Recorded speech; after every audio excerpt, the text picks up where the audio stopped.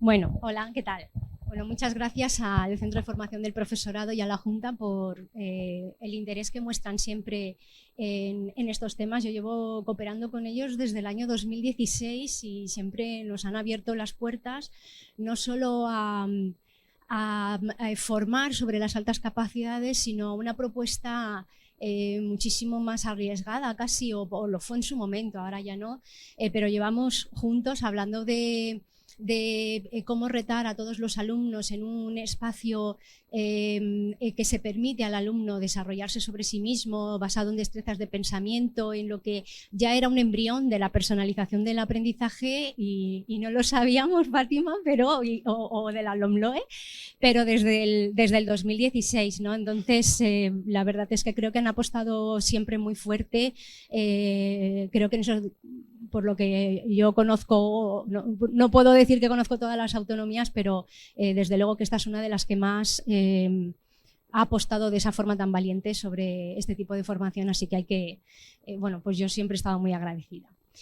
Me toca el difícil reto bueno, que entiendo que estéis ahora más cargaditos, entonces voy a intentar ser lo más dinámica que pueda. Con el tema de las altas capacidades y cuando dicen, bueno, esta mujer que viene de la empresa, ¿qué narices pinta aquí, no? Y bueno, pues yo es que siempre veo cuando se habla desde dentro de la educación que nos falta precisamente esa visión desde fuera de la educación, porque en el deporte, en la empresa, en la música, en la danza, desarrollar el talento es algo muy natural. Identificar el talento es algo natural. Y aquí lo hemos convertido en algo extraordinario. Entonces, lo que yo os voy a reflejar aquí en nada quiere decir que todos estos procesos de, bueno, vamos a tener herramientas para identificar, vamos a generar estructuras adicionales o de ampliación o de enriquecimiento adicional, no se contradice, por favor, tenerlo muy en cuenta, porque los niños con altas capacidades necesitan también de esos recursos adicionales y de ese trabajo de centro y de esos proyectos, como han contado al principio, que se tienen que desarrollar en los centros. Lo que pasa es que, y mientras tanto, ¿qué? Es decir, mientras creamos todas esas estructuras, mientras creamos todos esos procesos, mientras viene la fase 1, la fase 2, la fase 3, ¿qué pasa con todos esos niños que están, bueno, constreñidos en un sistema educativo que no responde a sus necesidades? Y lo que yo os quiero proponer es eso, ¿vale? Es decir, no lo toméis como algo... o sea, no son alternativas, ambas cosas son complementarias y se tiene que trabajar las dos cosas. Responder en el aula porque sus necesidades son todo el tiempo lectivo y, como han dicho, tienen que sentirse parte, y estamos en un modelo inclusivo, por tanto ellos tienen que sentir que van al aula a progresar y a aprender. Y además, pues hay muchos de ellos que necesitan servicios adicionales, que de hecho, si lo hacemos bien en el aula, todos ellos necesitan servicios adicionales, porque ¿qué es la alta capacidad sino estar en un proceso cognitivo que supera a los niños de tu edad? Por tanto, todo lo que hagas para los niños de tu edad está por debajo de lo que ellos pueden asumir, ¿vale? Cuando no lo asumen es porque nosotros no le estamos dando las herramientas, porque tienen el potencial pero no tienen las estrategias. Entonces, si lo hacemos bien, que es crear un entorno en el que ellos desarrollan esas estrategias, lo normal es que avancen muchísimo, ¿no? Nosotros en los talleres muchas veces tenemos los niños a principio de trimestre que, bueno, parece que hay como más diferencias. Al segundo trimestre parece que todos van como en una ola, ¿no? No quiero decir que no haya diferencias, pero es más manejable. Y en el tercer trimestre ves como unos hacen ¡boom! Y dices, ostras, todo lo que estoy haciendo se le ha quedado corto de repente. ¿Por qué? Porque lo estás haciendo bien, porque le estás dando las estrategias que les permite desplegar las alas del todo, porque de repente conectan y dicen, ah, vale, ostras, ya lo he entendido, y se van, ¿no? Yo he tenido alumnos que es que al principio, pues eso, que parecen que están perdidos, y si les aporta las estrategias, el tercer trimestre dices, es que no hay forma, o sea, ya le he cambiado de curso, le he puesto con otros más mayores, no sé cuántos, y es que ya se nos va. Y entonces, como se nos va, necesitan servicios adicionales, ¿vale? Bueno, a lo que iba, que tengo el tiempo justillo.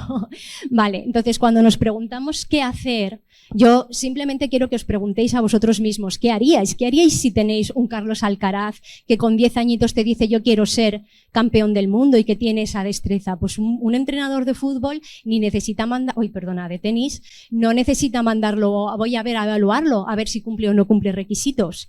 No necesita que venga una fase 1, fase 2, fase 3 de no sé qué para actuar, sino que tiene el instinto y porque conoce, es decir, yo creo que todos vosotros sabéis qué alumnos podrían ir más deprisa. Todos vosotros sabéis qué alumnos necesitan otra complejidad.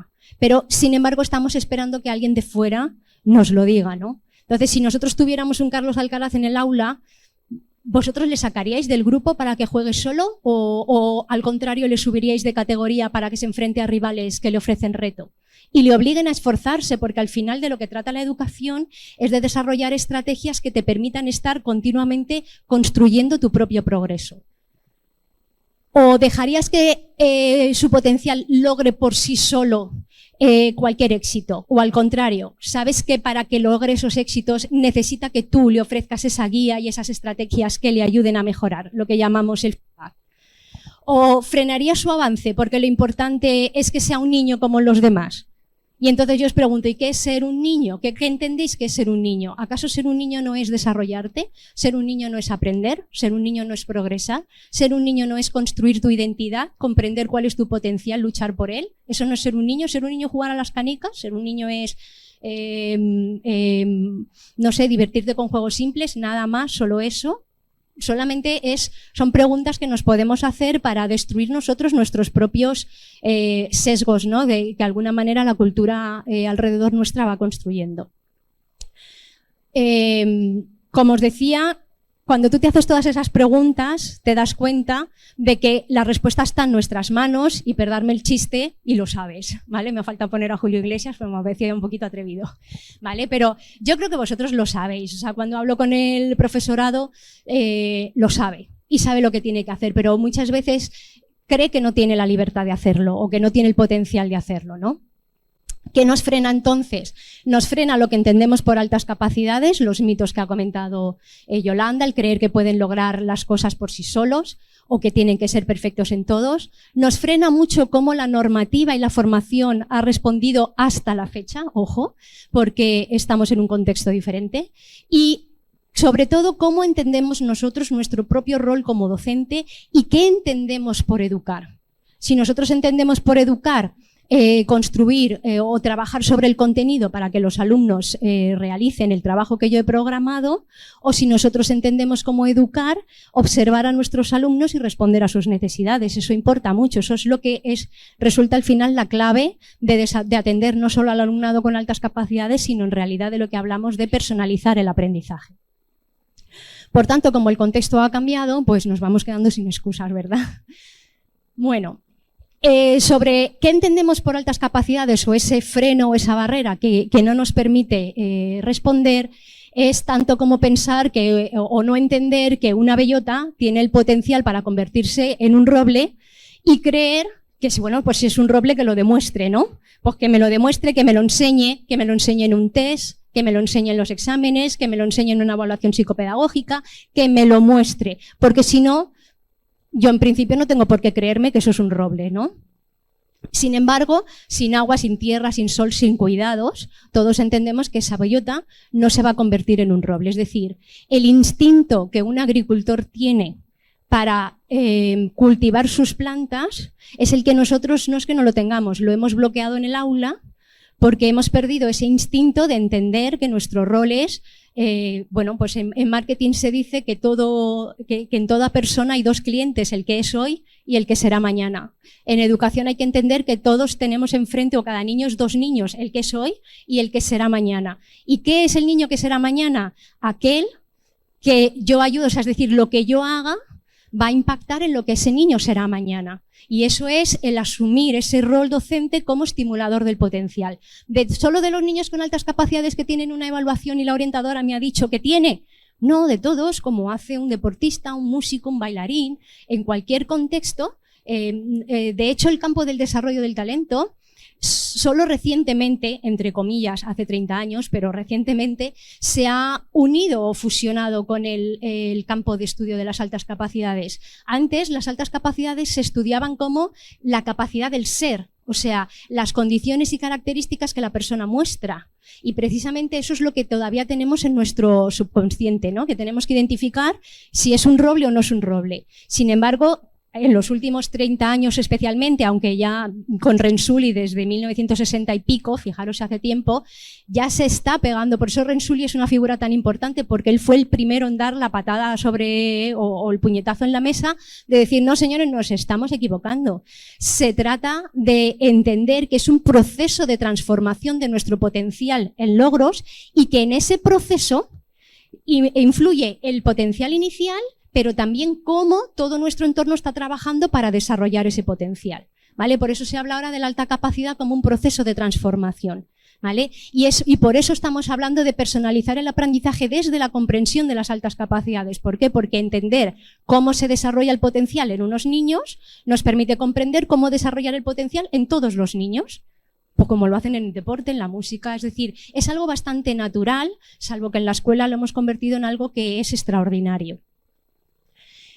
Por mucho tiempo, efectivamente, se ha creído que existía una correlación entre el CI como una media de nuestro potencial, que ese es otro de los errores, ¿no? Es como decir, bueno, pues es que como hace muy buenas paellas, pero los postres se les da mal, no es buen cocinero. Bueno, vamos a ver, pues que haga paellas. ¿Por qué tiene que hacer paellas, postres, ensaladas, canapés? Se le da bien una cosa, potenciemos eso, no tiene por qué ser bueno en todo. Entonces, por eso decimos también que el CI se tiene que ir desterrando como herramienta de identificación, ¿no? Porque es una media ponderada de todas nuestras habilidades. Y la media resta de aquello donde más somos. A ti, un niño con un 99% en un perfil lógico-matemático que te está diciendo que está 11 años por encima de los niños de su edad, si en memoria de trabajo, algo que normalmente, o velocidad de procesamiento, algo que frecuentemente es bajo en los niños más reflexivos, precisamente porque memoria de trabajo o velocidad de procesamiento es que yo te doy una instrucción y tú la solucionas enseguida, respuesta rápida. Pero la respuesta rápida siempre es la mejor respuesta. O para cuando tienes muchísima información y valoras muchas alternativas, ¿eres capaz de dar una respuesta más rápida que aquel que solo valora una?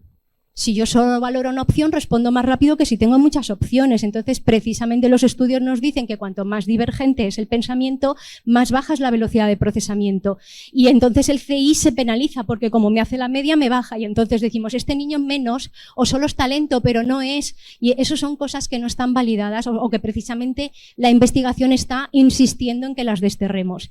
Porque además los niños están en proceso de evolución. Lo que medimos en un momento determinado no nos habla de lo que será en el futuro. ¿O cuántos de vosotros sois tan buenos conductores hoy como la nota que el test de conducir dijo que seríais? Vale. ¿Y cuántos de vosotros dijisteis cuando salisteis del test de conducir, menos mal que no me han puesto mecánica?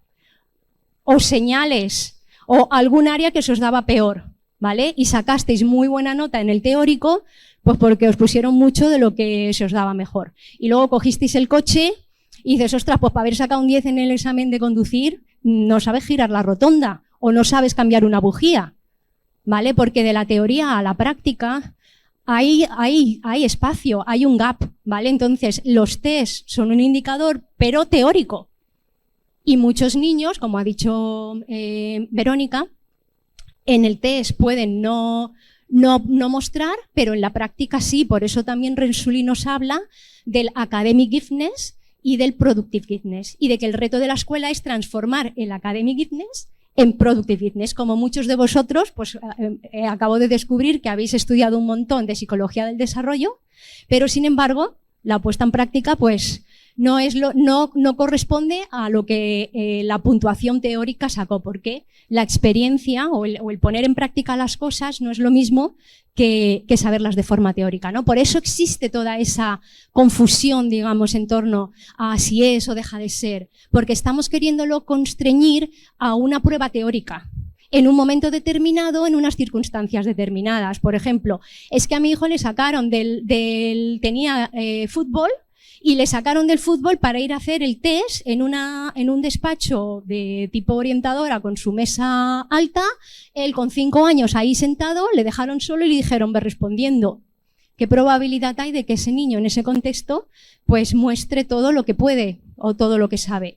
Por eso tenemos que tener muy en cuenta no solo la puntuación, sino el contexto y las circunstancias. Y tenemos que entender que es un punto de partida a partir del cual nosotros tenemos que empezar a construir, ¿vale? Y a desarrollar. Y que por encima de todo está lo que nosotros observamos y nuestro instinto.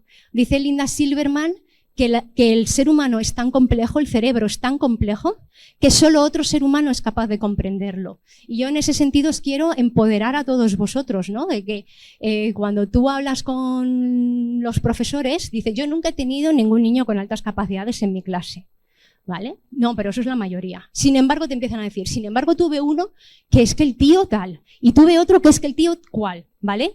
Pero no lo identifican como altas capacidades, porque nos da miedo, como hemos dicho, porque tenemos construido alrededor de altas capacidades una especie de mito de, si en la métrica, a ver, los test no son una cinta métrica que mide, ni la inteligencia se puede medir con una cinta métrica, ¿vale? La altura sí, el peso son cosas cuantitativas, pero la inteligencia o la creatividad son constructos etéreos, tenemos pruebas que nos pueden orientar, pero luego está lo que tú ves con tus ojos.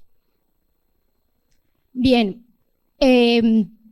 otra como os comentaba, el otro de los frenos que tenemos es cómo las normativas han ido de alguna manera construyendo o diciéndonos cómo tenemos que responder.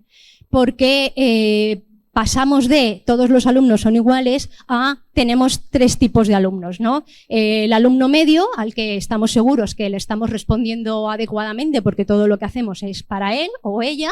Luego tenemos los que no llegan a la media y nos dicen tenéis que desarrollar recursos, personas y estructuras que cojan a esos niños y les ayuden a llegar a donde nosotros hemos decidido que hay que llegar.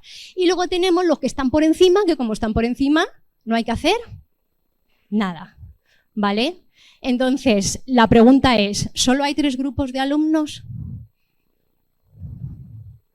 Hace años en la empresa también se fabricaban productos para el consumidor medio, ¿vale? Y teníamos la clase alta, la clase media y la clase baja, ¿vale?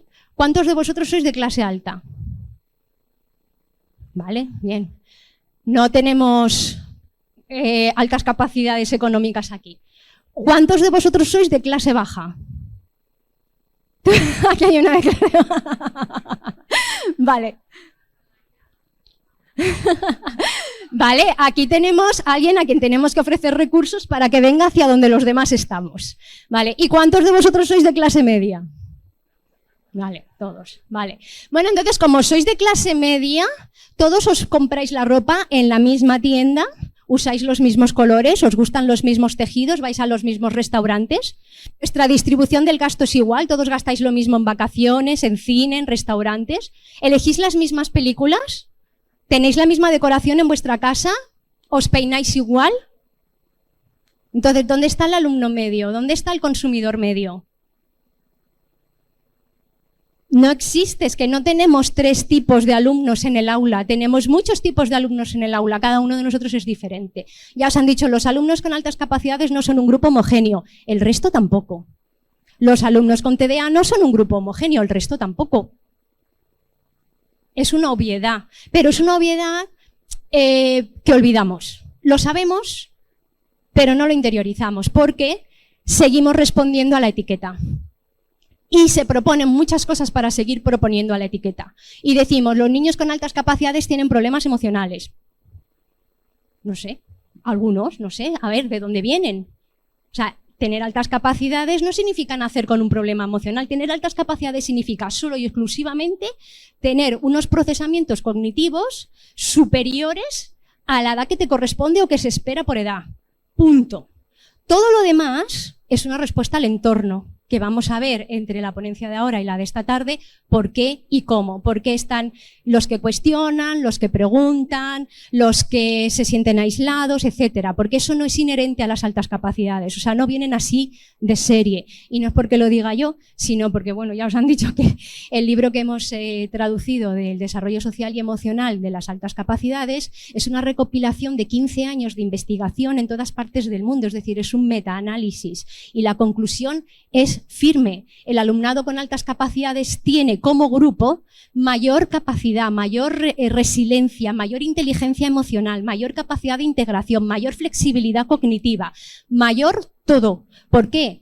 Porque todas esas cosas, la gestión emocional, la capacidad para adaptarte, la capacidad para entender al otro, la empatía, todo eso son procesos cognitivos. Y como yo tengo un desarrollo cognitivo mayor, pues en todo eso tengo más capacidad o más potencial. ¿Por qué no lo vemos? ¿Por qué lo que nosotros vemos es el problema emocional, la incapacidad para relacionarse, la rigidez mental o eso del blanco y negro que ha dicho Verónica? Porque no le estamos ofreciendo desde pequeños un espacio en el que puedan ser ellos mismos, porque hemos creado una escuela. No nosotros, obviamente, ni la administración, pero esto es algo mucho más complejo y además es a nivel mundial, que hemos creado un modelo educativo en el que todo se orientaba hacia la media. Se crea un recorrido en el que y se espera que todos los alumnos vayan al ritmo, ¿no? Nosotros en la formación del profesorado yo hago mis truquillos allí, les pongo un cuestionario y pregunto, ¿cuál es sueñas con que tu clase sea? Y pongo varias cosas, ¿no? Con que cada uno vaya a su ritmo, no sé qué. Y la respuesta mayoritaria es, todos vayan al mismo tiempo. Y cuando pregunto ¿por qué? Porque eso sería súper guay para mí.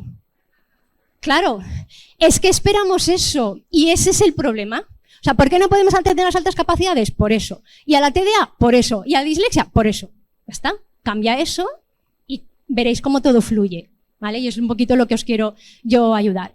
Esto que os decía no es un mito, es que si tú estudias la historia de cómo se creó la escuela pública y cómo eso se expandió desde los modelos de Estados Unidos al resto del mundo, y por eso veréis por qué, o sea, Frederick Taylor es el padre de la gestión estandarizada en empresa, ¿vale? Y diréis, pues por eso, yo es que cuando digo, ¿qué haces tú en educación? Digo, ostras, porque es que no veáis la de cosas de las que estáis hablando, que en empresa vamos 50 años por delante. Entonces, bueno, pues vengo y os lo cuento.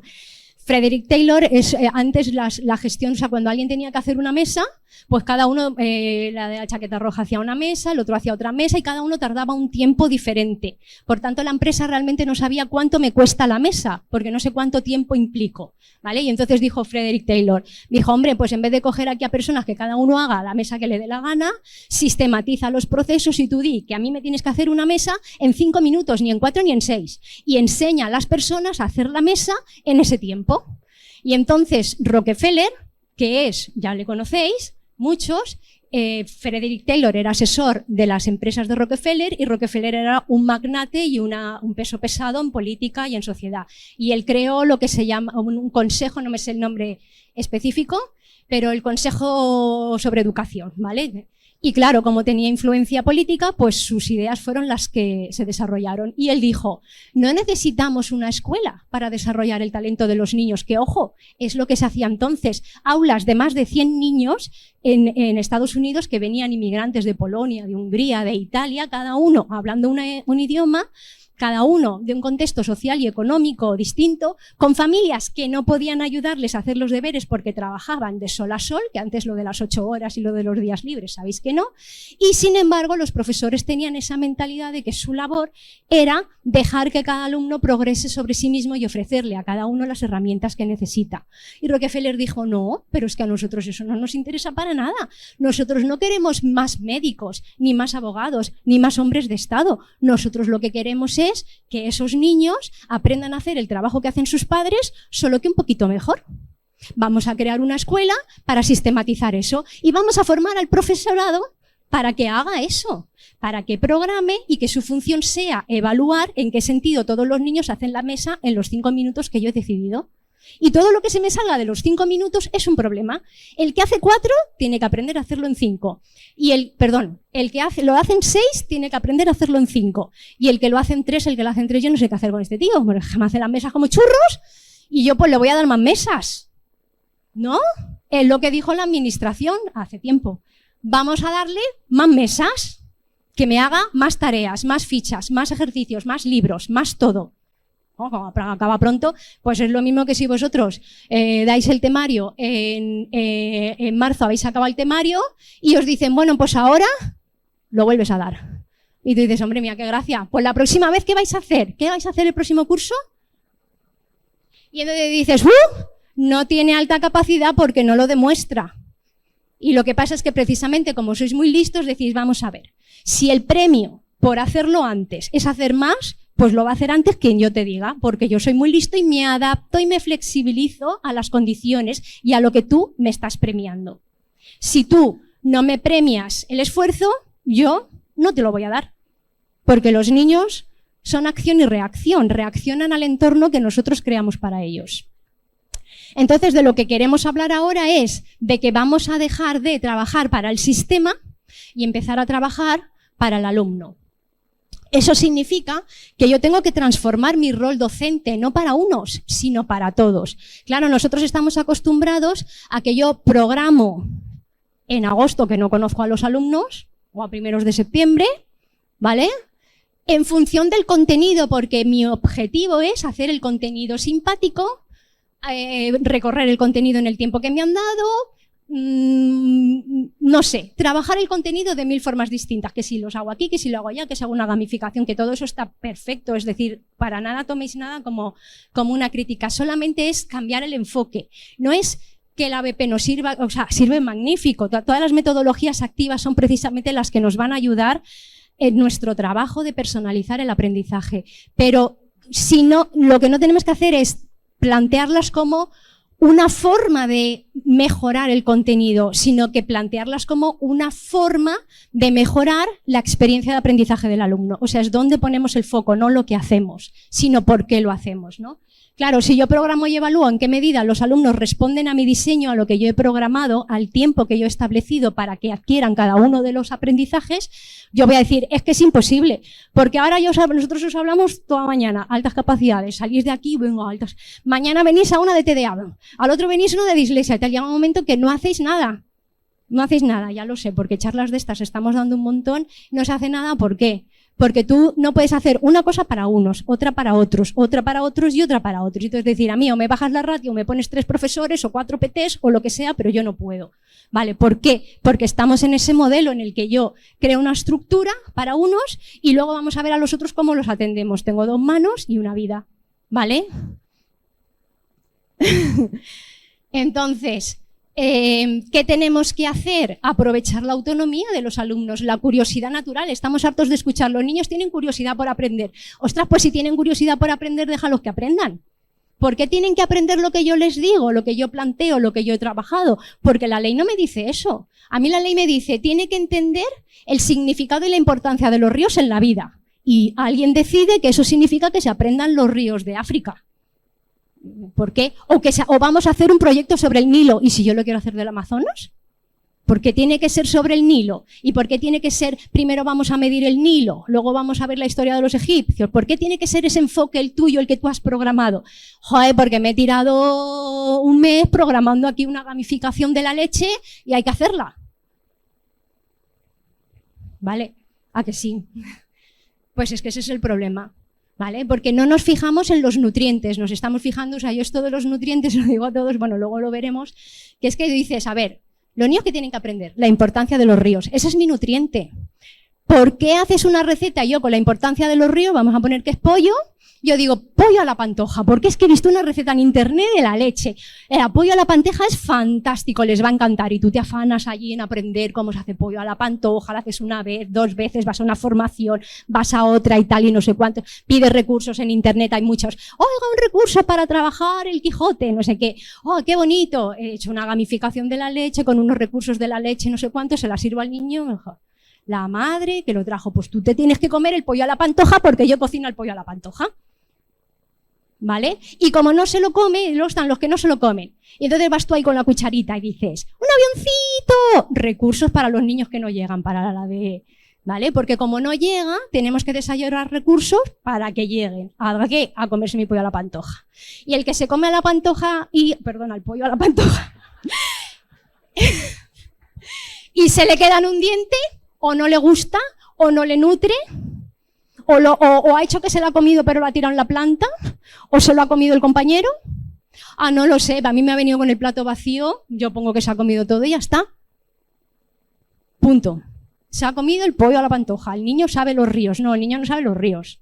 O sea, no comprende la importancia de los ríos, ¿vale? Entonces, la idea está en transformar nuestro rol docente en estimular el aprendizaje, provocar la curiosidad del alumno para que sea el alumno el que elija, el que decida el recorrido, la complejidad y el enfoque.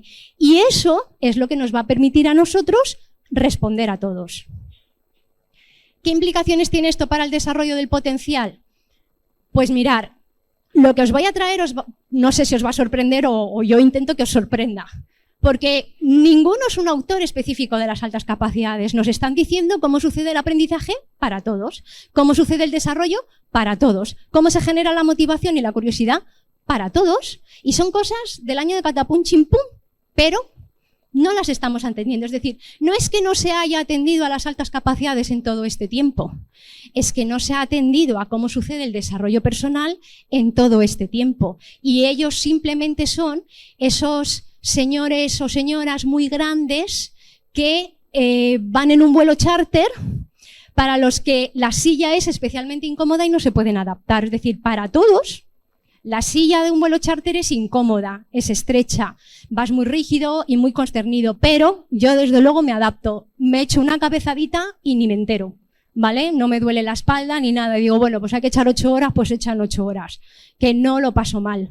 Pero una persona de 1,90 m y especialmente corpulenta lo pasa verdaderamente mal. Por eso ellos simplemente son, como se dice en empresa, el cliente menos satisfecho, que es precisamente el que más nos enseña, porque cuando lleguemos a él, habremos llegado a todos. Si conseguimos responder a sus necesidades, es porque estaremos respondiendo a todos, precisamente por eso, porque el que nos obliga a mejorar, el que nos obliga a llegar, el que nos obliga a reflexionar sobre lo que estamos haciendo. Bueno, pues Jerker Dodson, 1908, ya estudiaron, y lo interesante es que hoy la neurociencia lo ha corroborado científicamente con sus electrones y sus zonas que se iluminan y todos esos experimentos que hacen, ¿no? Con lo cual ya podemos decir que no es una teoría, sino que es una evidencia. Pero ellos en su momento plantearon la teoría, ya sabéis que en psicología son todo teoría del psicodesarrollo, eso no quiere decir que no esté demostrado, sino que son conclusiones de la observación, que luego tiene que venir la ciencia empírica a medirlo. Bueno, pues esto ya se puede decir que está medido, ¿vale? Ellos establecieron la correlación que existe entre el rendimiento y el nivel de estrés. El nivel de estrés es el estímulo que nos supone algo, o sea, la dificultad. Es como cuando vamos conduciendo y vamos por una autopista, ¿verdad que nos relajamos? Pero si estás en una carretera de curvas, ¿verdad que pones más atención? Entonces, ¿de qué depende la atención? De que el alumno no atiende. ¿O es que yo no le ofrezco el estímulo adecuado para que atienda? ¿Es que el alumno no le interesa? ¿O es que yo no le ofrezco al alumno el estímulo adecuado para que le interese? Bien, Jerker Dodson nos hablaron de que existen, digamos, 3 zonas de respuesta en función del nivel de estrés. La zona de confort genera inatención, el alumno no atiende, no le interesa, no está motivado. La zona de estrés está por encima de mi capacidad, no consigo llegar, no sé cómo obtener el resultado, muchas veces no por capacidad, sino porque no me ofrecen las estrategias. Y el área de máximo rendimiento en el que estoy en estado de flow, en el que todas mis capacidades se intensifican para lograr un resultado que estaría por encima de lo que inicialmente se podría esperar si el ajuste entre el reto y mi capacidad no fuera el adecuado. En la zona de desvinculación, capacidad por encima del reto, surge el aburrimiento, el estrés, que puede psicomatizar en problemas, bueno, dolor de cabeza, dolor de barriga. Por eso dicen, los niños con altas capacidades tienen ansiedad. ¿Tienen ansiedad o están continuamente en la zona de desvinculación?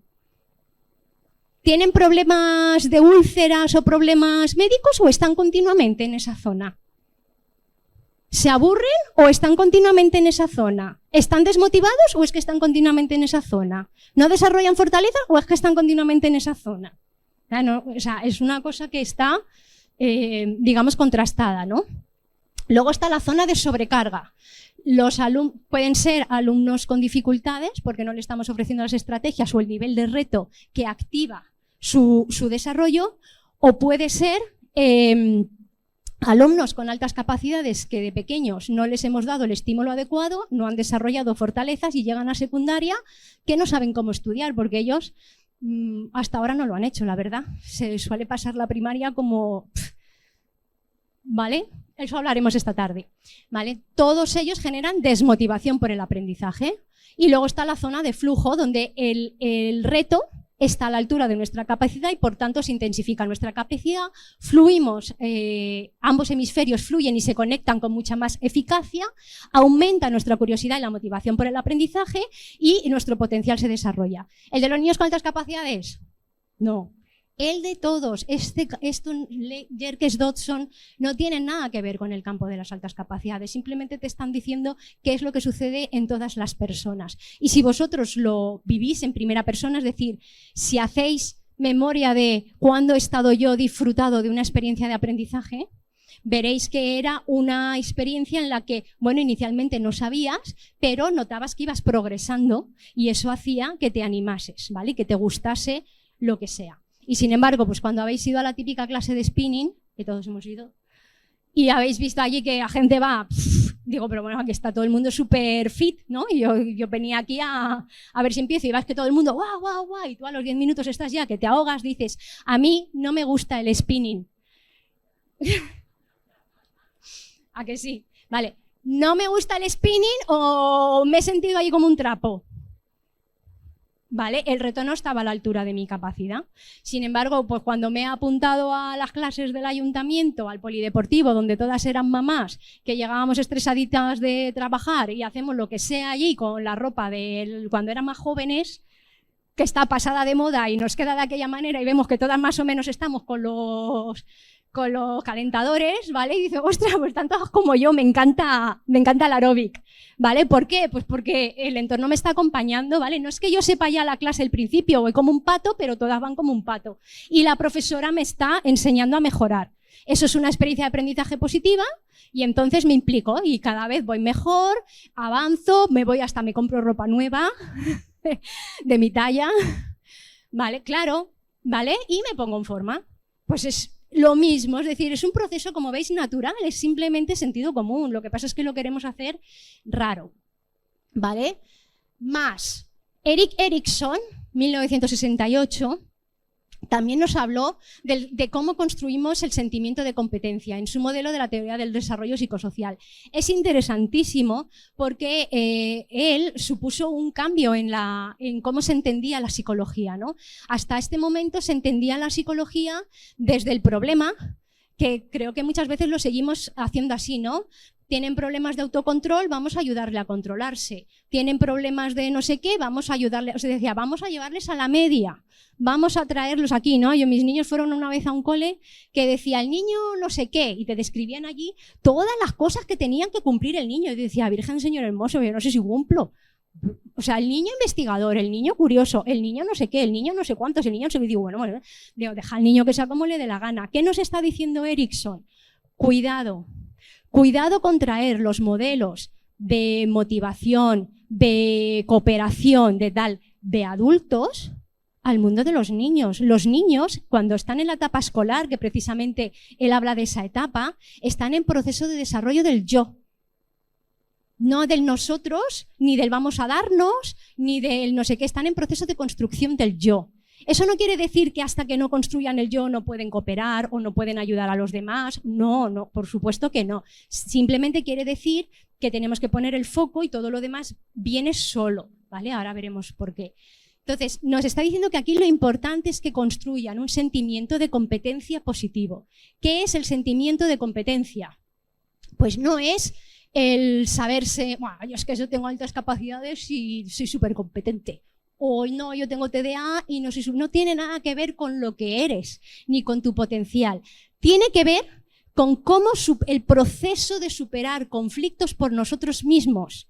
No quiero decir sin guía, quiere decir que el profesor me plantea unas cosas tal y yo veo que voy progresando. Por eso cuando hacemos esos aprendizajes, esos cooperación en el que ponemos a un niño siempre en la situación de que es el ayudado, pues ese niño no desarrolla nunca un sentimiento de competencia positivo porque no le damos la oportunidad ni el entorno de lograr las cosas por sí mismo y por sus propias decisiones. Cuando tenemos un contexto en el que los niños tienen que tener la respuesta acertada o equivocada, pues están siempre en esa zona de inseguridad que no me atrevo porque ¿y si me equivoco? Los niños tienen que entender que están en proceso de aprender y que cuando se equivocan, mi profesor me va a explicar cómo y por qué y cómo hacerlo mejor. Y ese es el proceso de construcción de un sentimiento de competencia positiva, ¿vale? Yo no sé si por aquí hay Fitboxing, ¿tenéis aquí franquicias de esas? O Brooklyn Fitboxing, es que es una franquicia de boxeo, pero que da solo contra un saco, ¿vale? No se pega la gente entre sí.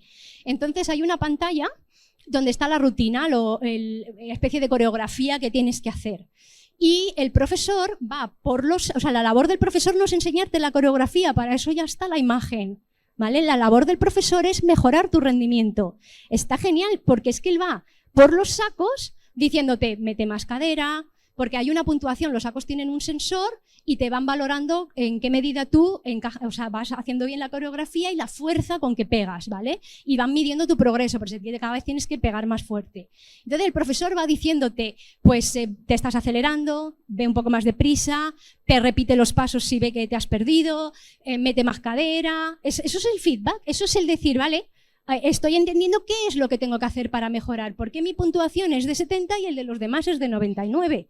No me dicen, tú es que eres de 70, chico, pues te voy a poner la coreografía más sencillita. Pues claro, todos haciendo una cosa y otra. Haces así, experiencia negativa, spinning, no me gusta, me voy. ¿Vale? Pero si a mí me ayudas a progresar, pues pronto estaré, pues a lo mejor no soy de 99, porque obviamente si yo mido 1,5 metros y hay un señor de, no sé, 90 kilos, yo nunca le voy a dar tan fuerte. Pero la diferencia entre darle fuerte y no ya son de 3 décimas.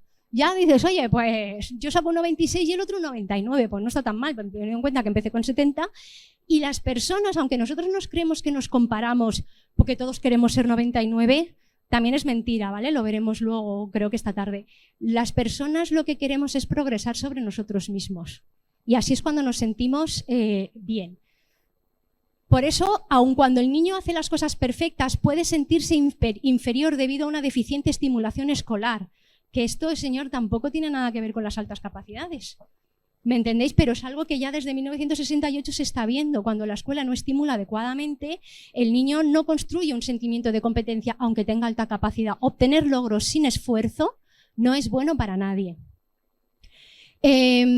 Por eso se necesita una estimulación positiva y bueno, también nos habla de que las comparaciones es lo que nos genera un sentimiento de inferioridad, ¿vale? Si él nos habla de cuando yo estoy en un entorno, en un grupo en el que me pones con él y él hace el ejercicio de matemáticas súper deprisa y yo estoy un poquito así, pues lo que hago es bloquearme y generar un sentimiento de inferioridad. Mi hija cuando estaba en primero de primaria, mi niña es muy grande, no sé a quién ha salido, era muy grande en esa edad, y además es de marzo y además leía con mucha fluidez y en primero de primaria leía libros ya muy gordos. Y la profesora tuvo la idea de ponerle al lado de una chica que era de diciembre, muy chiquitita, además de tamaño, y todavía no había aprendido a leer, ni tenía por qué, porque estaba en primero de primaria, ¿vale? Esa chica no aprendió a leer en todo el curso. Cuando acabó el curso, el colegio le dijo que esa chica tenía que repetir curso porque no había adquirido los objetivos del curso. La madre se negó y se la llevó a un público. Y en el público pues la pusieron en el curso que le tocaba.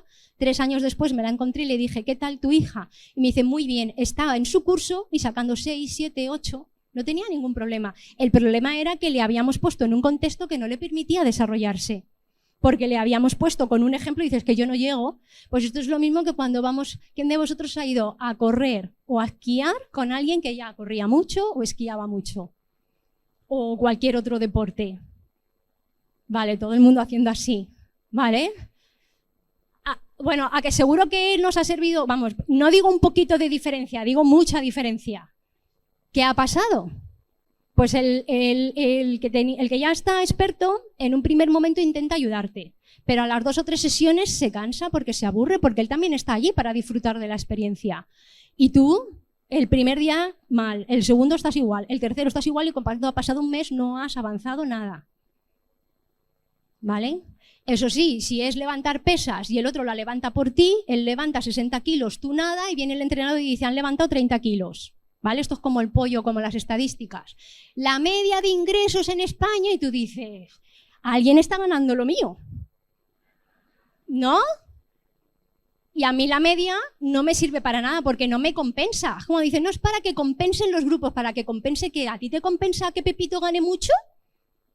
Yo, perdona, a mí no me compensa nada, ¿vale?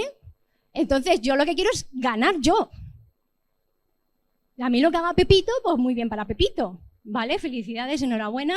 Y bueno, me sirve de estímulo, de orientación, pero no me pongas a trabajar con él. O sea, yo puedo ver, yo qué sé, a Juan Roig como Carlos Alcaraz vio a Nadal y se inspiró en Nadal, pero no puede entrenar con Nadal, porque por la diferencia de edad, no por la diferencia de capacidad, fíjate, pero pasarlo a un ejemplo de edad. Yo es que si tengo que entrenar codo a codo con alguien que encima se supone que es como yo y no doy la talla, ¿dónde voy? O sea, ponme a mí a jugar a baloncesto con uno de, yo qué sé, pues es que ni lo voy a intentar, ya os lo digo. Ahora, ponme a mí a jugar a baloncesto en un grupo de nanitos, ostras, Bueno, de mi edad, de mi altura, ¿vale? Entonces, claro, todo depende de eso, de ese contexto y de esa experiencia que nosotros ofrecemos a los alumnos para darles la oportunidad de desarrollarse.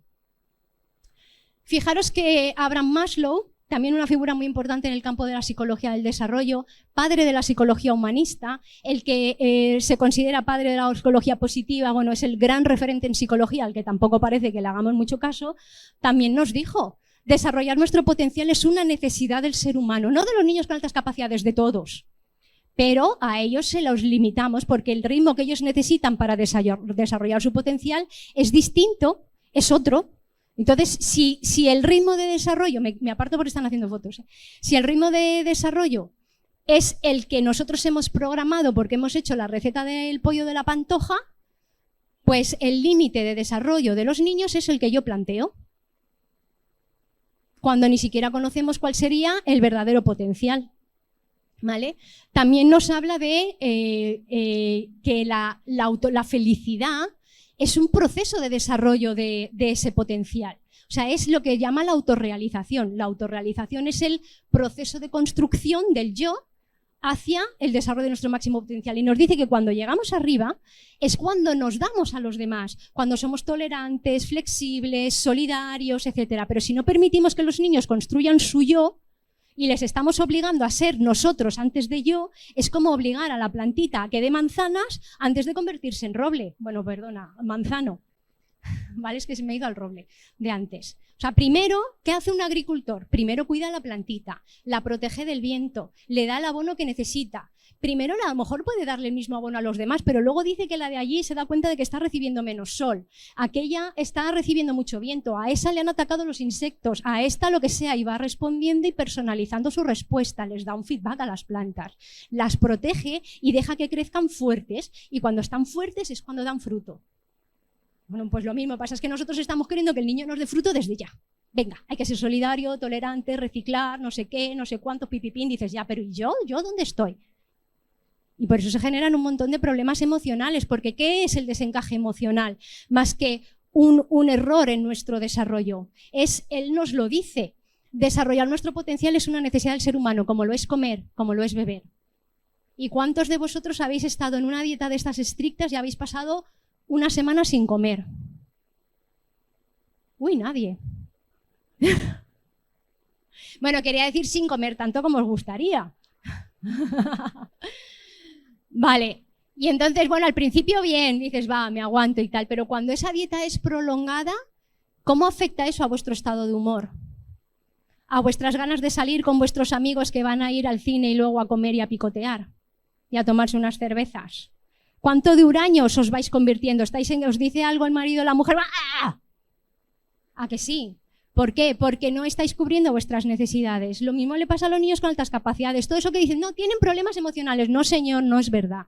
Nosotros estamos generando respuestas inadecuadas porque no estamos permitiendo que desarrollen su potencial, que forma parte de la construcción de su identidad y su sentimiento de competencia.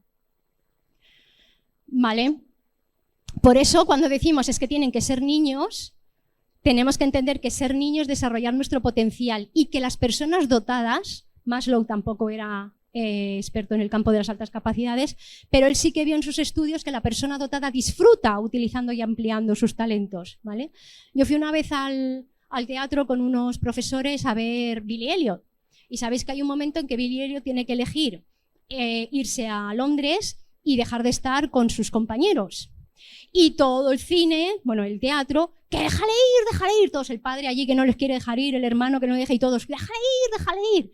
Y justamente fue el intermedio y yo le pregunté a mis compañeros, digo, ¿vosotros qué pensáis? ¿Que tiene que dejarle ir o que se tiene que quedar allí con sus compañeros? Y me dijeron, no, hombre, no tiene que dejar ir a Londres y tal. Digo, vale, entonces, cuando planteamos acelerar al alumno, ¿por qué ponemos los compañeros por delante? Eso es diferente.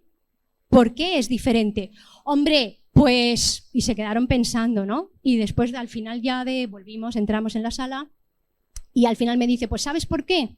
Me lo dijeron, son amigos, ¿vale? Me dijeron, pues mira, ¿sabes por qué? Porque nosotros tenemos interiorizado la idea de que estudiar es algo malo, es como presionar al niño, de que darle más matemáticas, o sea, darle más deporte o más ballet o más música es guay, pero darle más matemáticas no es guay, porque lo estamos midiendo en base a nuestra experiencia, o aquellos lo estaban midiendo en base a nuestra experiencia. No entendemos que el niño disfruta aprendiendo, que quiere, que le gusta adentrarse en las matemáticas, en la ciencia, en la lengua o en lo que sea su área de interés. Y tenemos que dejar que disfrute de la misma manera que dejamos que disfrute a alguien en el deporte.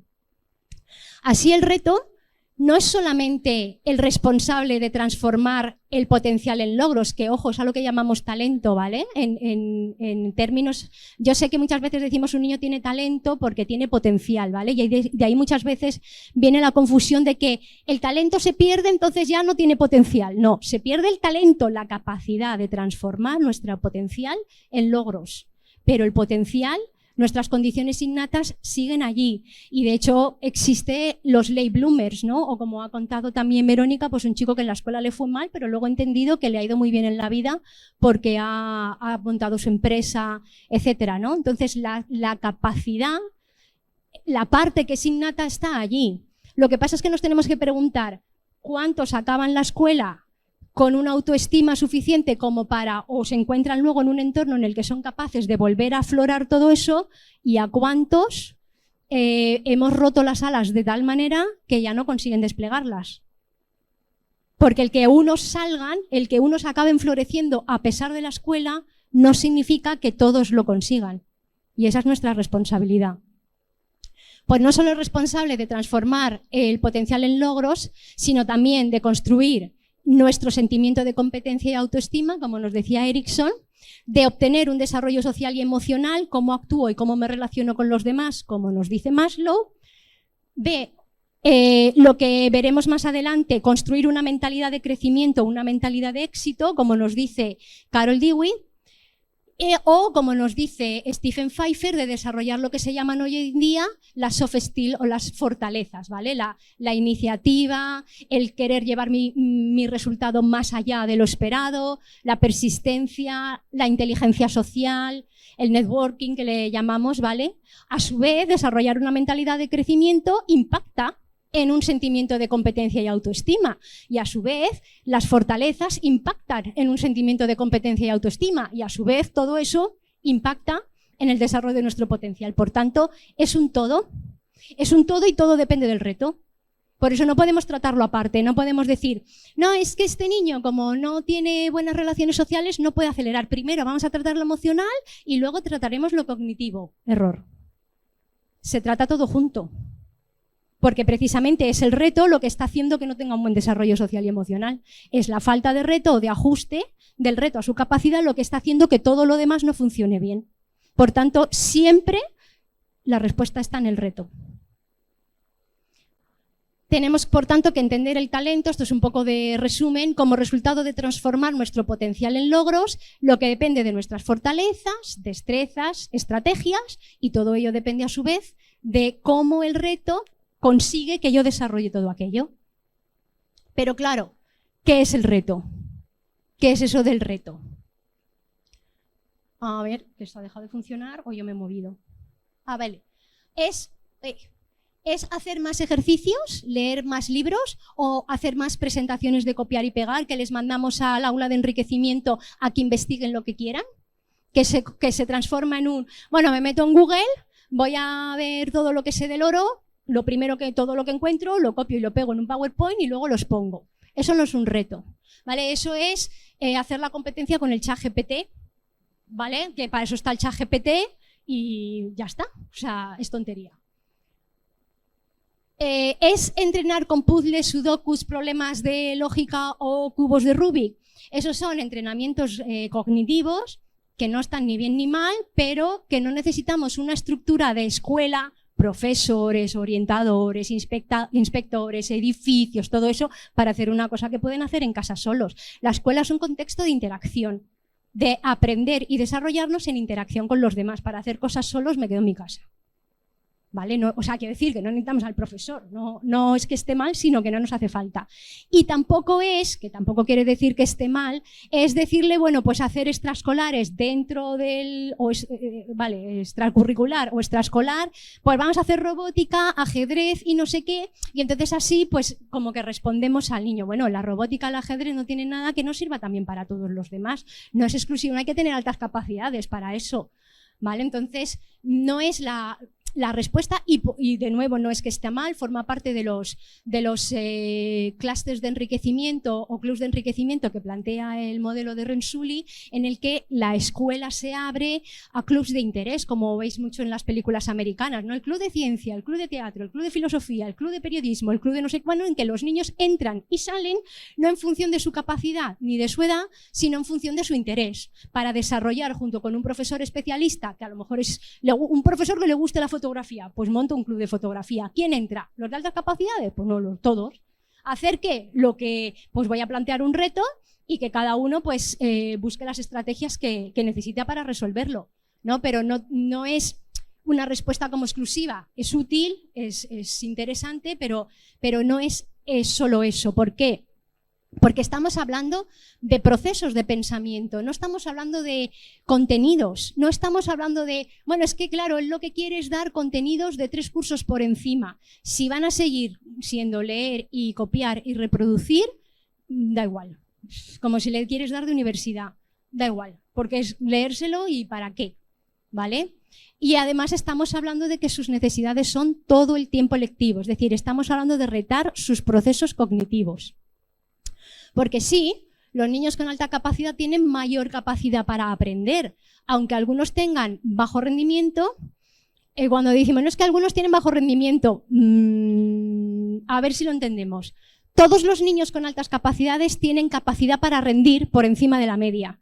Cuando no rinden es porque el contexto no le está ofreciendo el nivel de reto y complejidad que ellos necesitan para desarrollar sus estrategias. O sea, pero no es porque algunos niños con altas capacidades tienen, no, es falta de estrategias, no de capacidad, ¿vale? De hecho, todos ellos anhelan aprender, como os han dicho los niños de infantil. O sea, en infantil tú no vas a encontrar un niño con altas capacidades que la profesora no diga, sí, yo me acuerdo de él y hay que ver. O sea, vamos, no lo vais a encontrar. Luego se van transformando en la escuela a medida que ellos se van adaptando a lo que ellos creen que les está exigiendo la escuela o pidiendo, ¿no? Pero claro, ¿qué es aprender? Pues nos dice David Perkins, cofundador del Proyecto Cero, que aprender es mostrar una comprensión genuina del tema y ser capaces de pensar. Nos está hablando de pensamiento. Que aprender es la capacidad de aplicar los diferentes contextos. Nos está hablando de creatividad. Que aprender debe generar cierta energía y entusiasmo, y el interés por una mayor búsqueda y profundización. Nos está hablando de curiosidad. Es decir, los niños con altas capacidades anhelan aprender. No anhelan hacer fichas, no anhelan repetir cosas, no anhelan aprender desde la mecánica o desde la simplificación de muchos libros de texto. Yo he tenido libros de texto de mis hijos que dicen la fotosíntesis es el proceso por el cual las plantas convierten el sol en comida. Claro, y mi hija decía, entonces, ¿qué pasa? Yo pongo una planta y me sale un Burger King. Literalmente. Es que eso es lo que me está diciendo el libro de texto. Entonces ellos allí dicen, vamos a ver, es que me están mintiendo. Es que esto no es así porque ellos piensan. O el otro que dice, vale, me tengo que aprender los 50 ríos de Asia. ¿Por qué? ¿Para qué? Creatividad. O cuando dicen, es que la profesora me ha dicho que hago un trabajo sobre el Nilo, pero me he puesto a buscar y he encontrado una cosa muy interesante sobre Amazonas. ¿Por qué no lo puedo hacer sobre Amazonas? ¿Qué problema tenemos? Es que hay veces que dices tú, bueno, ¿y de verdad necesitas un programa de no sé qué y una formación de no sé cuántos para que dices, oye, pues si quieres aprender sobre el Amazonas, aprende sobre el Amazonas? Eso es muy, muy importante, porque si lo que están haciendo no tiene significado para ellos, no lo hacen. Y esto no es porque ellos tengan necesidad de ajustarse, ni porque tengan necesidad de entender las normas o porque no las entiendan, sino porque cuanto más inteligente es una persona, más le busca el sentido a las cosas y menos modelable es. Es decir, hay estudios que nos dicen la relación entre el coeficiente intelectual y la satisfacción de las circunstanciales relaciones multiplica por 3 la correlación entre el coeficiente intelectual y el sentido de dirección y cumplimiento. El sentido de dirección y cumplimiento es lo que decía Yolanda. Hay que ir por aquí, pues vamos por aquí porque me lo han dicho, ¿vale? Y la satisfacción con las circunstancias y las relaciones es decir, ¿por qué? Si eso no tiene sentido, no lo voy a hacer porque no tiene sentido. Entonces, ¿cuál es la respuesta que necesitan? ¿Hacerles entender que hay que hacerlo porque hay que hacerlo o dar sentido a todo lo que hacemos? ¿Qué es más natural? ¿Qué responde mejor a todos? ¿Qué los convierte mejor en aquellos que dice la ley convertirlos en ciudadanos críticos y responsables, útiles para la sociedad? ¿No? Es que a veces digo, bueno, simplemente muchas veces me dicen, ¿qué hay que hacer para atender a los niños con autismo? Cumplir la ley. Pero cumplirla de verdad, es decir, léetela. Hombre, yo ya no digo la burocracia y todo eso, que yo no me meto, que alguno me estará diciendo la ratio, la burocracia. No, me refiero a eso, me refiero al espíritu de la ley, que te lo dice allí. Además, la ley dice que todo se tiene que flexibilizar para permitir que el alumno desarrolle su pensamiento crítico, creatividad, su potencial al máximo. Pues hombre, pues venga, pues vamos a hacerlo. ¿Por qué tenemos que enseñar? A mí también una en un curso. Oye, ¿cómo puedo yo hacerle entender a mi alumno con alta capacidad en sexto de primaria que hay que hacer un gorro de ganchillo? Digo, ¿pero por qué tienes que hacer un gorro de ganchillo? Es que en el primer trimestre hicimos una bufanda de ganchillo y la hizo bien y con gusto. Pero ahora en el segundo trimestre nos toca hacerlo en 3D, porque el enriquecimiento era que lo hacíamos en 3D. Digo, pero sigue siendo ganchillo, es la misma mecánica. Pim, pam, hilo, tal, no sé qué. Y una vez que he entendido una mecánica, ya es que me da lo mismo. O sea, yo ya he entendido hacer como un arroz. Yo ya sé hacer arroz, ¿vale? Pues ya, si lo hago con bogavante, con conejo, con setas, con foie, con no sé qué, la mecánica es la misma. O sea, no me enriquece nada porque ya sé hacer arroz. Ahora enséñame a hacer postres, que no sé hacer postres, no sé, enséñame otra cosa. Pero no por mucho que, venga, ahora el arroz así, ahora el arroz asá, ahora el arroz no sé cuántos. ¿Vale? Pues no estamos enriqueciendo nada. Entonces, yo le decía, ¿vale? ¿Y cuál es el sentido de hacer un gorro en 3D? Me dice, no, porque es que esto representa los antiguos pueblos que no sé qué de los judíos que emigraban y la cooperación, no sé qué rollo me contó. Y dije, bueno, vale, eso es tu nutriente, eso es lo que tú quieres que aprenda. ¿Y la única manera de aprenderlo es haciendo un gorro de ganchillo en 3D? Entonces, ¿veis cómo no es una cuestión de no tengo formación? Es una cuestión a veces de que, a ver, reflexiona, ¿qué estás haciendo? ¿Vale? Además, tiene mucho que ver esto de la búsqueda de significado, no solamente tiene que ver con tiene sentido lo que estoy haciendo, sino lo que estoy haciendo me sirve para algo. Es lo que nos dice John Hattie, que tampoco tiene nada que ver con el mundo de las altas capacidades, que nos dice, un año de escolaridad debe significar un año de progreso para todos los alumnos, no para algunos. Por eso no hay unos que, no, pero es que unos aprenden a compartir y los otros aprenden no sé qué. No. O sea, eso es como si... bueno, me voy a callar porque me iba a meter en política. Vale, y David Perkins, que tampoco tiene nada que ver con el mundo de las altas capacidades, también nos dice que tenemos que ofrecer a los alumnos un ROI positivo del aprendizaje, es decir, el retorno de su esfuerzo en términos de tiempo y de dedicación. Si yo después de un año he dedicado tantas horas y solo he aprendido que ahora la fotosíntesis ya no es que el sol, la planta convierte el sol en comida, sino que la planta convierte el sol más el agua en comida, hombre, todo un año para eso, tampoco. Entonces, eso es porque los contenidos curriculares además nos hablan de unos mínimos. Todo lo demás que nosotros queramos enriquecer, nadie nos lo prohíbe. Bueno, hemos visto lo importante que era ofrecer a cada alumno el nivel de reto que le permite conectar con, con su potencial y estar motivado e implicado en el aula. Pero ¿podemos nosotros predecir el nivel de reto? ¿Vale? El DUA nos habla de diferenciar el nivel de reto, pero muchos lo interpretamos como que yo decido el nivel de reto. Yo cojo mi programación, mi pollo a la pantoja, y entonces digo, vale, pues a ti te voy a dar doble ración y a ti te voy a dar media ración.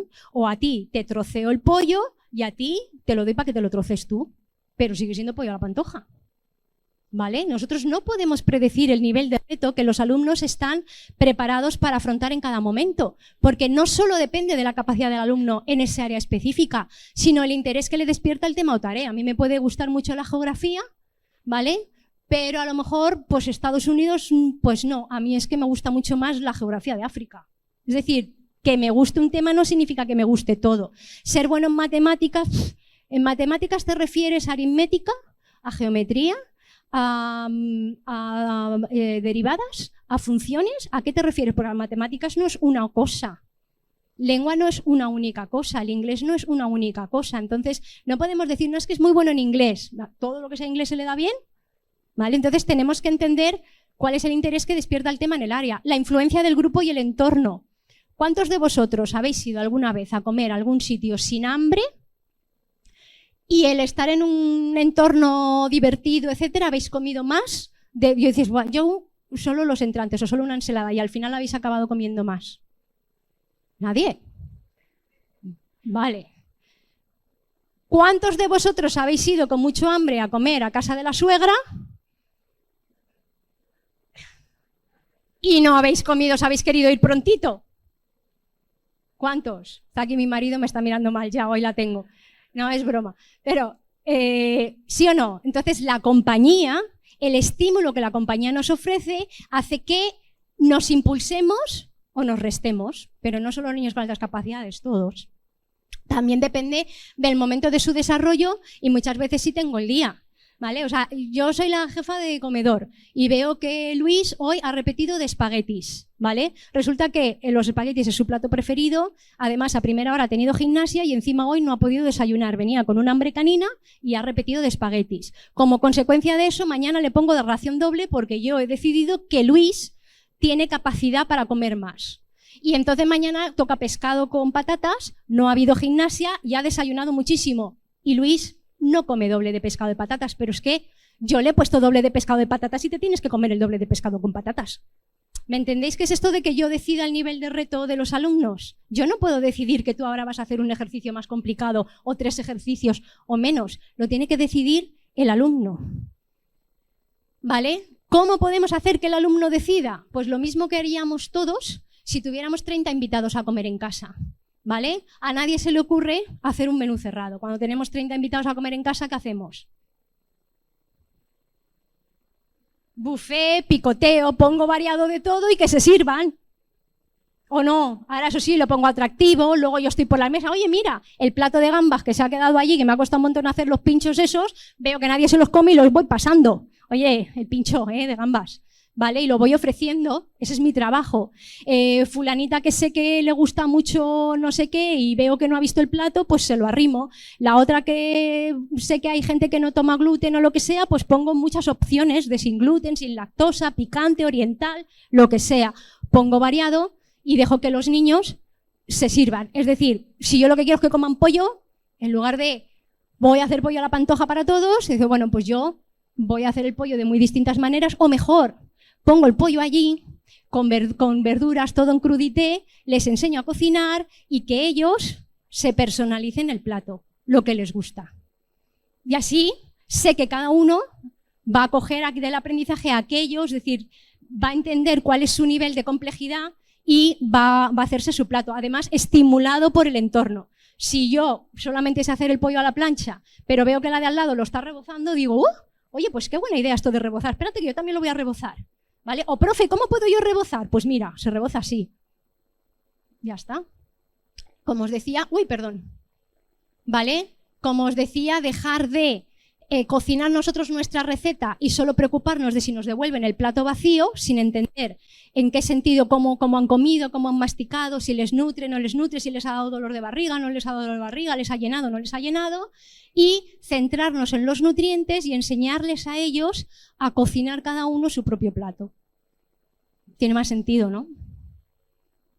Vale, pues esto tiene que ver con las 4 claves de una escuela que personaliza, que se basan en entender el perfil del alumno, ¿vale? Partimos de la observación y de todas las herramientas que los equipos de orientación nos puedan aportar, pero que si no las ojalá que las tengamos para todos los alumnos, pero que si no las tenemos, que tenemos 2 ojitos y una cabeza y una tripa para observar al alumno y nuestra experiencia para entenderle como de la misma manera que aprendemos de nuestros hijos, ¿vale? Un contexto enriquecido y flexible, foco en las destrezas y fortalezas, eso es enseñarles a cocinar, ¿vale? Trabajar sus destrezas y fortalezas de aprendizaje y ofrecerles la oportunidad y continuo feedback, eso es también enseñarles a cocinar, ¿vale? Como hacen los de MasterChef, les ponen un reto de un plato, cada uno lo hace con su propia interpretación y ellos lo que van es paseándose por las mesas y diciendo esto se te va a quemar, aquí lo has dejado muy espeso, aquí échale un poquito de agua o aquí hace una reducción de lo que sea. ¿Vale? Esto es coherente también con el modelo triádico de enriquecimiento para todo el aula que nos habla Joseph Renzulli, que es un modelo que está experimentado en un montón de escuelas en Estados Unidos, privadas, públicas, de entornos ricos y entornos pobres, en zonas afroamericanas, afroasiáticas, asiáticas, etcétera. Es decir, es un modelo hipertestado. ¿Vale? Que es un modelo que tampoco, es decir, que lo que nos está hablando es de sentido común y dejar que los niños fluyan. ¿Vale? Los nombres que utiliza son el portfolio del talento, enriquecimiento tipo 1, ¿vale? El construir un reto que estimula la curiosidad y la creatividad. Enriquecimiento tipo 2, ofrécele estrategias de aprendizaje, destrezas de pensamiento, enséñale a llegar allí. Y oportunidad y continuo feedback para observar en qué medida el alumno podría llegar todavía más lejos, ¿vale? Para que no se quede en su zona de confort. ¿Qué es responder al perfil o a qué nos referimos? No es busco recursos para un alumno con altas capacidades porque estamos respondiendo a la etiqueta y asumiendo que lo que le valió a uno le vale al otro. No, es que en el cole tal hacen extraescolares de ajedrez y les va genial y entonces nosotros vamos a hacer extraescolares de ajedrez. Bueno, pues no lo sé. ¿Tus alumnos de altas capacidades tienen interés por el ajedrez? No lo sé. Busco recursos para un CI muy alto, ¿vale? Porque entonces estamos respondiendo al resultado en un test. 2 personas con el mismo CI pueden tener un perfil totalmente diferente. De hecho, yo tengo 2 hijos con el mismo CI y no se parecen más que en lo chata de la nariz, nada más, ¿vale? Bueno, el achinado de los ojos, pero nada más. O sea, quiero decir que cognitivamente y en sus estrategias de aprendizaje y sus intereses son totalmente radicales. El CI no nos iguala en nada como no nos iguala el resultado que sacamos en el test de conducir, ni en las oposiciones, ni la nómina. ¿Vale? Tengo una actividad o le pongo un proyecto que he copiado de. Ahora hay bastante proliferación de plataformas de proyectos que para nada es que estén mal, sino que, bueno, pues oye, son un punto de partida, nos pueden dar una idea de la misma manera que crear una coreografía pues nos quita el tema de tener nosotros que estar haciendo la receta de la pantoja, pero el foco tiene que estar en que el alumno se personalice ese proyecto, no en toma cascaporro, ¿vale? Y lo tienes que hacer porque en otro colegio lo han hecho y les ha ido fenomenal. O lo que decía de el alumno tiene que entender o el alumno tiene que hacer o tengo que hacer que quiera, ¿no? Hace poco escuchaba a un profesor en las redes que decía lo primero que nosotros hacemos con un alumno con alta capacidad es hacer que le motive lo que nosotros hacemos. Vale, eso es como si yo tuviera un restaurante en el que a todo el mundo le doy croquetas y cuando me viene un comensal lo primero que hago es hacer que te gusten mis croquetas. ¿Porque qué? ¿Es que tus croquetas son lo mejor del mundo? ¿Es que han ganado algún premio internacional de a la mejor croqueta del mundo? ¿Es que comer croqueta es lo bueno y todo lo demás es malo?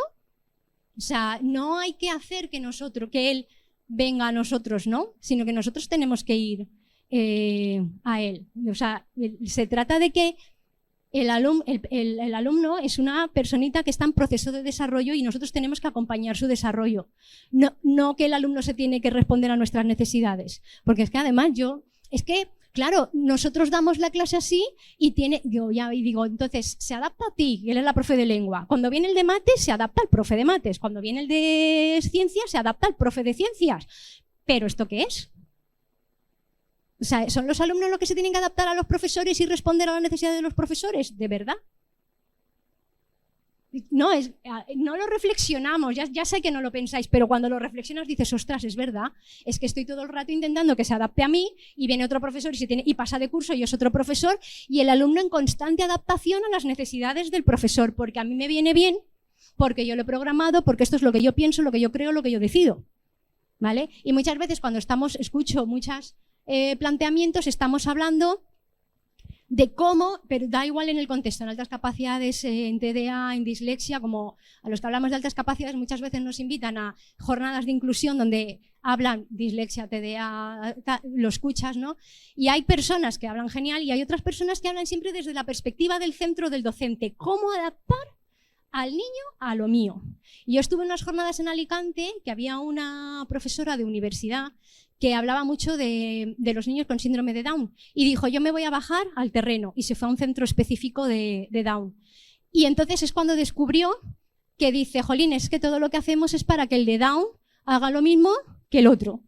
Cuando lo que nosotros tenemos que hacer es ver cómo acercarnos nosotros a su mundo, no ellos traer, porque eso no es inclusión, dices, no, o sea, en marketing en empresa también hay una idea cuando hablábamos antes aquí hace muchos años que hablamos de personalizar el producto, ¿no? De hecho, los que hayáis ido a comprar últimamente un coche os tiráis 2 días o 3 eligiendo opciones de coche porque eso se hace cada vez infinito, ¿no? De color, las llantas, el motor, el no sé qué, hay tantas cosas que elegir que no acabas, ¿no? Entonces, hablan de una idea que hubo en un momento en los años 40, 1940, en los que se hizo un modelo de una mujer y de una estatua y tuvo tanto éxito que en todos los estamentos, escuela, estética, ropa, moda, se quería que la mujer converja a ese modelo y por eso, ¿no os acordáis del 90-60-90? De que teníamos que cumplir unos cánones y si no los cumples, si no eres rubia te tiñes de rubio, si no eres alta te pones tacones, si no eres ojos no sé qué te pones lentillas, si no tienes los dientes blancos te pones no sé qué, o sea, tenemos que tener los dientes perfectos, los ojos.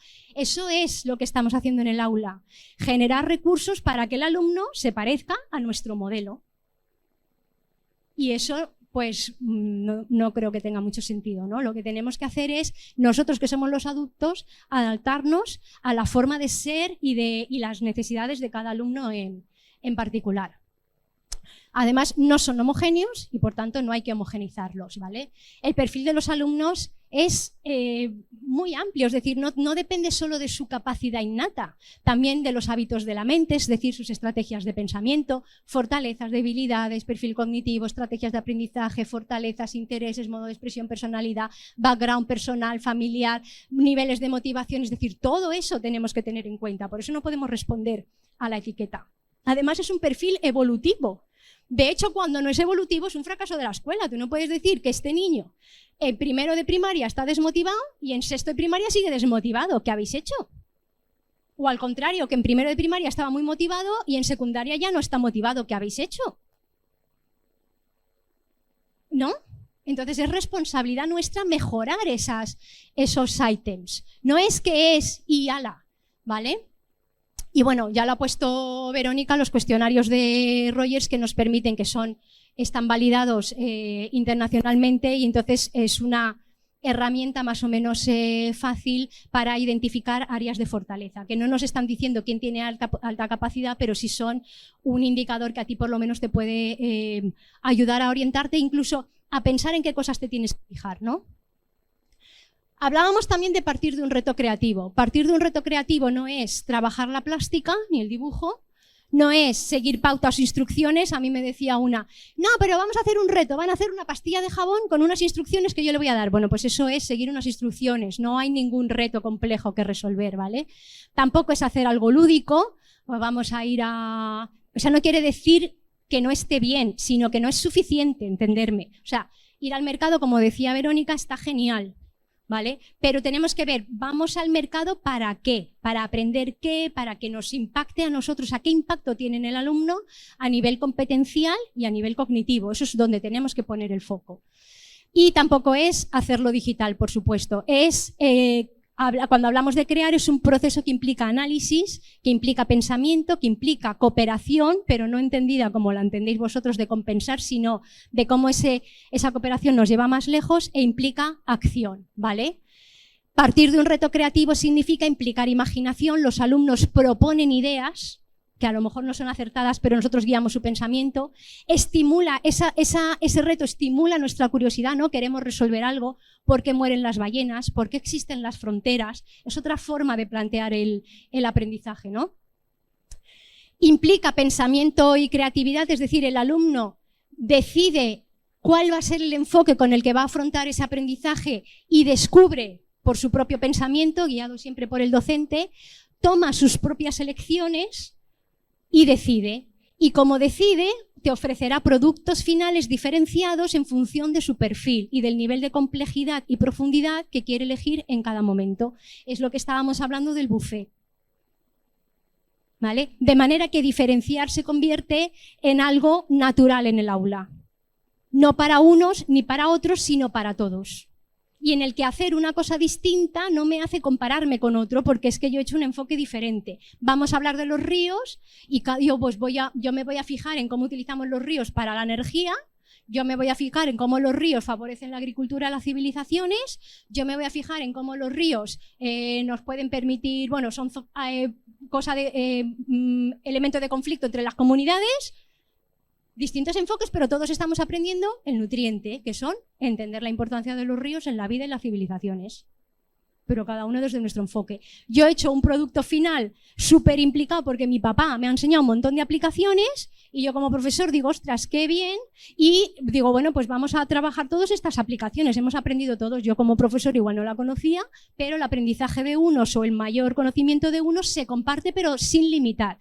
Yo puedo compartir mi conocimiento siempre que eso no limite mi propio desarrollo. Yo puedo compartir mi plato si eso no hace que a mí me obligues a comer menos. ¿Vale? ¿Cómo podemos hacer esto? Ideas. Primero, reordenamos el contenido curricular. Esto es un ejemplo real de cómo vienen los temas en un libro de texto de geografía. ¿Vale? Fijaros, clima por aquí, clima por allá, agua, todo se repite. Eso genera confusión. Nos hace repetir muchas veces las mismas cosas y el alumno no sabe a dónde vamos, no tiene significado. Bueno, pues vamos a reordenarlos. Cuando los reordenamos nos damos cuenta que hay no 12 temas, que habían 3. Dices, ostras, pues ya he compactado el contenido curricular, mira por dónde. Clima, agua y relieve, ¿vale? De hecho, entre el 50 y 60% del contenido curricular es repetido para los alumnos. ¿Vale? O sea, es que está más que estudiado, ¿no? Y entre el 25 y el 65% de los alumnos estarían preparados para un contenido más exigente. O sea, fijaros a cuántos estamos fallando, no solamente a unos pocos. Luego, ¿qué podemos hacer? Bueno, ya tengo clima, relieve y agua, vamos a verlo a vista de pájaro. ¿A dónde me lleva todo esto? Bueno, pues clima, agua y relieve interaccionan entre sí conformando el paisaje. Enriquécelo, dale tu propio toque. ¿Para qué tengo que aprender esto? Piénsalo. Pues, por ejemplo, vamos a organizar el COP28. ¿Qué va de todo esto? ¿No? Voy a poner a los alumnos en ese contexto, que es un reto complejo que cada uno puede afrontar de una forma diferente, fijarse en un área distinta. Por ejemplo, como partimos siempre de una pregunta que nos hace pensar, ¿vale? Esa es la que genera pensamiento y curiosidad. ¿Cuál es el impacto medioambiental de todos los COP celebrados? Hemos celebrado 28, se supone que es para mejorar el impacto medioambiental, pero ¿el balance es positivo o generan ellos más impacto del que intentan ahorrar, ¿no? Con todos los aviones privados, etcétera. Bueno, analizamos eso, lo que nos lleva a analizar un montón de datos de emisión de gases, de aviones, traslados, países, etcétera. Y una vez que analizamos eso, vamos al reto. Bien, ya conocemos las causas, ahora vamos a generar nosotros una solución. Vamos a organizar un COP28 cero emisiones, ¿vale? ¿Qué reflexión les lleva a los alumnos? La coherencia de nuestros actos. Es importante que haya un objetivo de pensamiento, no una reflexión de valor. O cómo se usa el paisaje en los videojuegos, lo llevamos a sus intereses, ¿vale? Cada uno puede plantear eso desde su propia perspectiva. Y el reto sería localizar paisajes para una película, por ejemplo, que resulta ser una profesión de éxito desconocida para los alumnos. O sea, el localizador de exteriores, pues es un tío que se pasa la vida viajando por sitios chulísimos y gana una pasta. Pues oye, lo que importa... pues mira, para esto vale la geografía. Pues ahora ya lo entiendo para qué tengo yo que aprender geografía. Porque le doy un porqué y le doy un sentido y un significado. ¿Vale? Y podemos ver en las películas cómo se utiliza, o sea, cómo afecta el paisaje a nuestra forma de vida y estados de ánimo. Recordar El Señor de los Anillos, cuando crean peligro o crean tal, hay un barranco, hay frío, es decir, depende del paisaje, sentimos una emoción distinta, ¿no? Es a lo que estamos llamando situaciones de aprendizaje en la nueva ley, ¿vale? Lo que pasa es que tenemos que elevarlas a un nivel de complejidad que permitan que distintos alumnos afronten el reto desde distintos niveles de complejidad, ¿vale? Podemos hacer más cosas, relacionarlo con un campo profesional, plantearlo hacia los grandes problemas de la humanidad, pobreza, inmigración, etcétera, participar en un concurso, en fin, hay muchos enfoques que le podemos dar. Otro ejemplo, por ejemplo, cuando tenemos que, estos de primaria, son casos reales, ¿vale? Venga a estudiar la evolución de una forma muy plana, pero ¿por qué no les preguntamos cómo será el hombre dentro de 1000 años? ¿Vale? ¿Para qué tenemos que aprender cómo hemos llegado hasta aquí? Pues para saber cómo vamos a seguir evolucionando. ¿Hemos dejado de evolucionar? ¿Ya no hemos cambiado? Entonces, esto se puede, o sea, esto, como veis, integra distintas áreas que se pueden trabajar todas juntas e interrelacionadas. Trabajamos destrezas de pensamiento. Lo primero que le preguntamos a los alumnos es: observa cuáles son las diferencias, y nos plantean todas estas diferencias y nos dicen que será más calvo, más jorobado por las posturas que cogemos, etcétera. Fase de análisis. Luego fase de creación. A la vista del análisis vamos a pensar cómo seremos dentro de 1000 años. ¿Veis? Calvos, más altos, etcétera.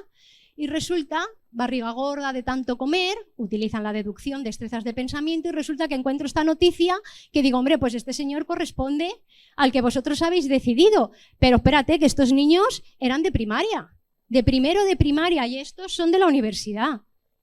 ¿Me entendéis cómo el propio pensamiento de los alumnos les puede llevar muchísimo más lejos? Porque yo no estoy diciendo vamos a hacer esto, yo solamente le hago preguntas, ellos empiezan a plantear y me doy cuenta de que dices, Dios mío, pero si es que están muy por debajo, o sea, han superado por mucho el nivel del contenido curricular. Lo que pasa es que yo no les estaba dejando avanzar, ¿vale? Y entonces no me quedo allí, me pregunto, bueno, uno dijo, pues se parece un extraterrestre. Y entonces yo pregunté, bueno, ¿y si a lo mejor resulta que el hombre del futuro son los extraterrestres? Es decir, que los extraterrestres que vemos son hombres del futuro de otros planetas, ¿vale? Vamos a pensar en eso. Y empezamos a buscar información y empezamos a ver de dónde llegó la vida, cómo desarrolla el ADN, se nos van relacionando temas y no paramos. Y son niños de 6 y 7 años. Y entonces, bueno, empezamos, aquí ya empiezan todos a hacerse preguntas y mi trabajo es aportarles información y decir, bueno, pues vamos a investigar por ahí, implicando la curiosidad del propio alumno, ¿vale? Él se está sirviendo de ese buffet. Y luego ya por último digo, bueno, pues ¿cómo será nuestra vida en 40 años? Y hacen una redacción utilizando la imaginación y un debate. Bueno, pues yo pienso que será así, ¿por qué? Y entonces empiezan a debatir y aprenden a construir su propio aprendizaje y a cooperar y a generar lo que se llama una comunidad de aprendizaje, ¿vale? Este ejemplo está aquí desarrollado por pasos, ¿vale? Para que lo podáis ver más detenidamente. La otra idea que os decía era que pensar para aprender no es hacer preguntas de examen, no es hacer debates y que opinen, porque entonces no hay argumentación, no hay evidencias, no hay pensamiento, no es completar fichas ni organizadores de pensamiento, ni es pensar dentro de una caja o del límite que yo les doy, ¿vale? Ya me queda muy poquillo, ¿vale? Es que en realidad cuando nosotros estamos retando el pensamiento, lo que tenemos que esperar es que el pensamiento se desborde, nos desborde a nosotros, les desborde a ellos y haya muchísimas interacciones, de manera que en realidad lo que estamos viendo es que todos los niños están más participativos, más implicados. Lleva un proceso, no es una varita mágica, pero normalmente el primer trimestre es como que les cuesta entender porque vienen de una experiencia en la que están esperando que que tú preguntes y ellos dar la respuesta correcta, pero a base de darles esas herramientas, al final generas ese clima de interacción, ¿no?